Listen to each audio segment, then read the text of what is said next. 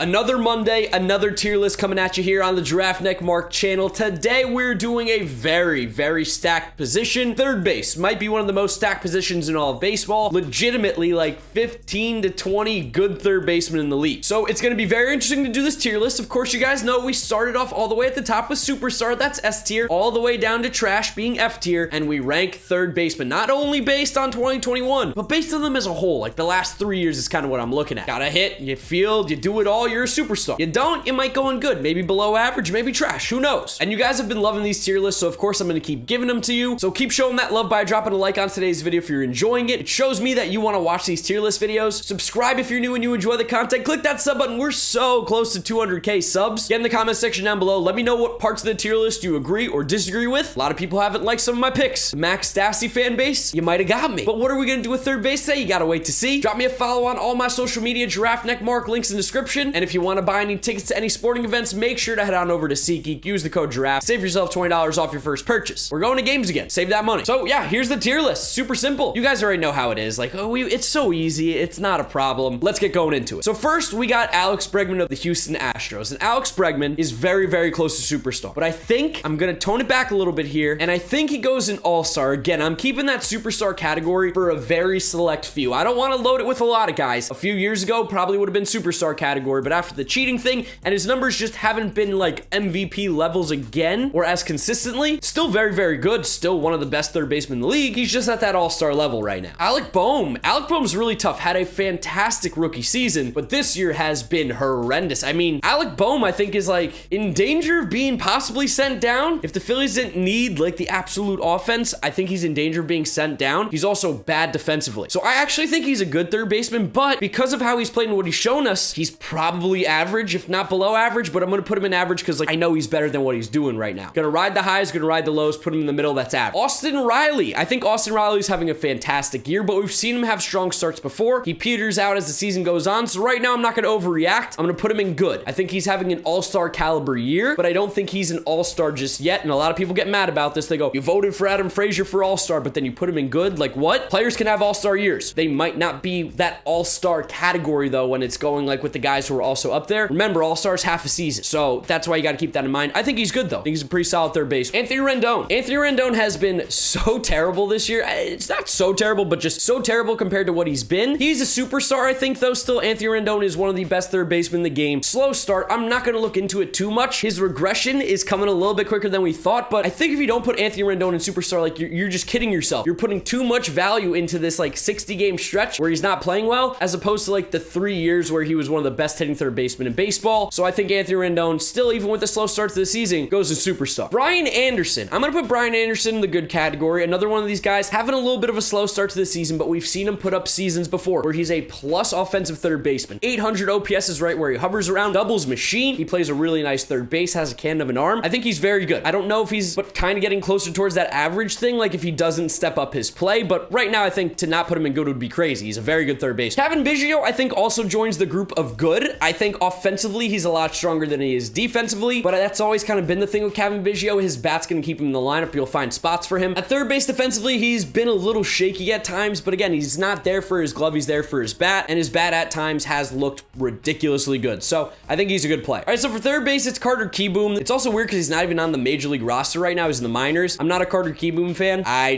don't think he's very good. I think he's below average. I won't put him in trash because we haven't seen like too much of him yet. Third baseman's technically Starlin Castro, but he was in the second base video. It's hard to explain, but here's what you need to know. Starlin Castro or Carter Kieboom, I'm putting him in below average. Either or, that's where they're going. Eduardo Escobar. I think Eduardo Escobar is a good offensive third baseman, but defensively, he's not that great, so I think that puts him in the average category. I talked about him in my trade video yesterday. He's a guy that is definitely going to be on the trade block and can bring some value to teams. He's an extra base hit machine, but he doesn't walk, doesn't hit for a high average, so like his OPS is never particularly great. Extra bases, great. The rest of the game, not that much, so I'll put him in average. I like Eduardo Escobar, though. He's just average. There's just no way I can put Evan Longoria anywhere but average. I won't put him below average, which is probably where you would have found him before this year, but he's a guy who's old, his mid-30s now. He hasn't been the same player that we saw, although this year, just like every other Giants player, he's having a renaissance, but I believe his a lot less than some of the other guys. I just don't think Evan Longoria, even at the level he's playing at right now, is going to be able to do that realistically. 940 OPS, I don't see it happening. He is playing good defense, though. I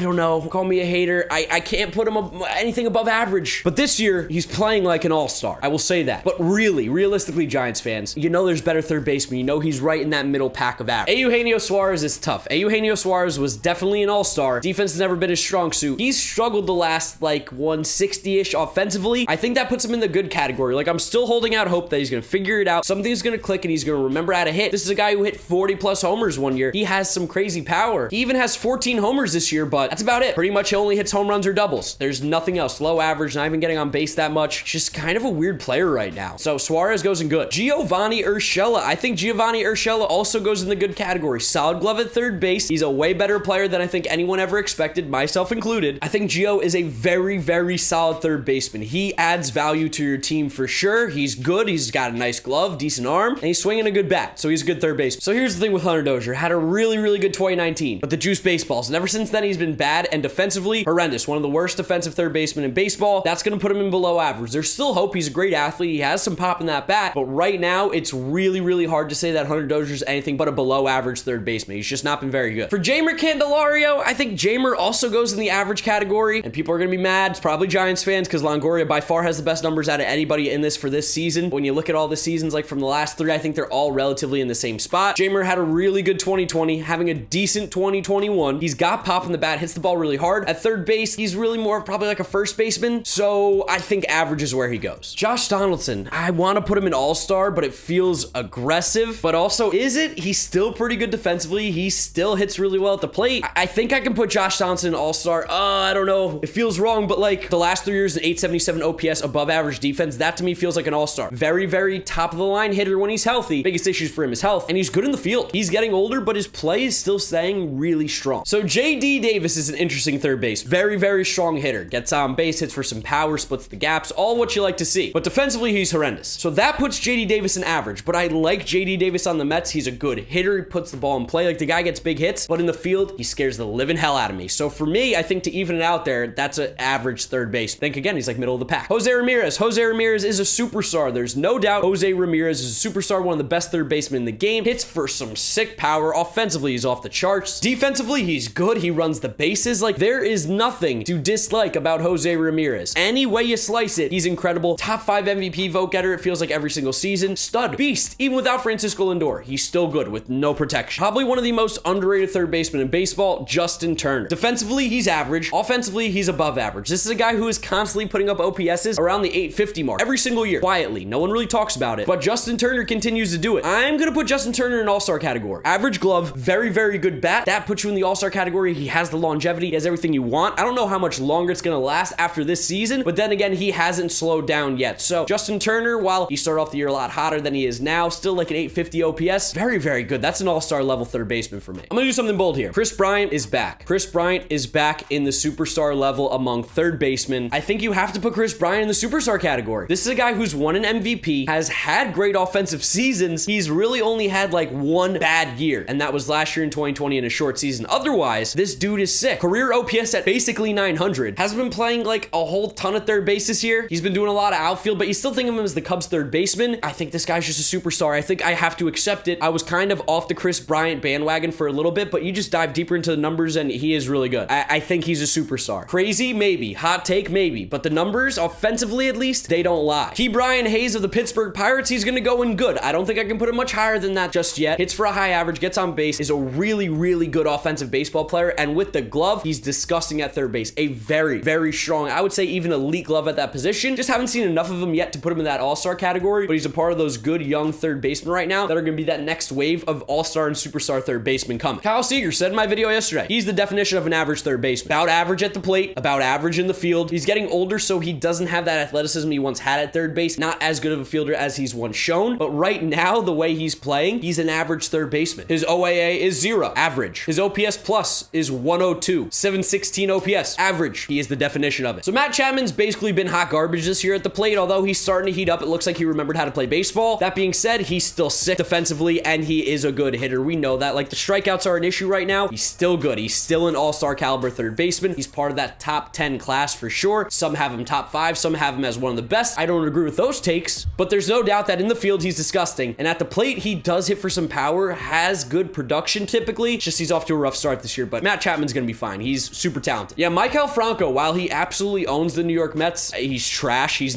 not good. He is not a good third baseman defensively. He's not a good third baseman offensively. There's just not a lot of redeeming factors here about Maikel Franco. He's just not very good. If he wasn't on the Orioles, he wouldn't be starting at third base for, I don't think, really any other team in baseball. Maybe the Rangers. That's probably about it. Manny Machado. I think Manny Machado's really, really good. But when I dive deeper into the numbers, I don't know if he goes in the superstar category. I think that gets saved for the guys who are like truly those elite offensive players. And I know this is crazy, but Chris Bryant has a better OPS than Manny Machado over his career than Manny Machado does over like the last 4 years. So a longer stretch of time, Chris Bryant's a better offensive player. Yes, Manny Machado is miles better defensively. I want to put him in superstar because like I believe it, but I feel like the numbers tell me otherwise. If I'm having Chapman and Bregman and those guys in all-star, I do think I also have to put Machado. I think that's only fair. He's sick though. He's so close to superstar. Like this all-star group, there's a lot of guys who are borderline superstar. Just like the good, there's a lot of guys borderline all-star. This is the hardest group to rank, I feel like, and I don't want to have 30 guys in superstar because this next guy is definitely going in superstar. It's Nolan Arenado. Oh my God, shocker. This guy's good outside of Coors. Who would have thought? The best third baseman in baseball is very, very good. It wasn't just a Coors thing for him. So all the people who are haters of Nolan Arenado can finally shut up with all the Coors effect nonsense, because all he's done is go to St. Louis and have a fantastic year. And oh yeah, he's still a beast. But weirdly, his defense has come down a little bit this year. So that's interesting. But I mean, you watch this guy field and you go, oh yeah, he's disgusting. So Nolan Arenado, superstar. Rafael Devers. Rafael Devers is so close too, but he's all-star. His defense is abysmal. One of the worst defensive third basemen in baseball, but at the plate, oh my God, does Rafael Devers smack. He is one of the best offensive third basemen in baseball. Double machine, power to all fields. The little 14-year-old is an absolute stud. He's so good, Rafael Devers. Ryan McMahon. I'm all aboard the Ryan McMahon train. Ryan McMahon's good. He's got some pop in the bat. Yes, he plays in Coors. You guys want to use the Coors effect? I don't really care about it. Plays well elsewhere too. He's a very heads-up player. Like, I think he does a lot of the little things, the little scrappy things. He's not going to be a star on your team, and I don't really know if he'll ever hit that all-star category, but if you had a winning team with guys around you, this is a dude you want in your lineup who's got pop in his bat, who's got a decent eye at the plate. I like Ryan McMahon a lot. He's a good player. So at third base for the Rangers, it's like Charlie Culberson or Brock Holt. We'll just put them together, but we'll put a picture of Charlie Culberson here.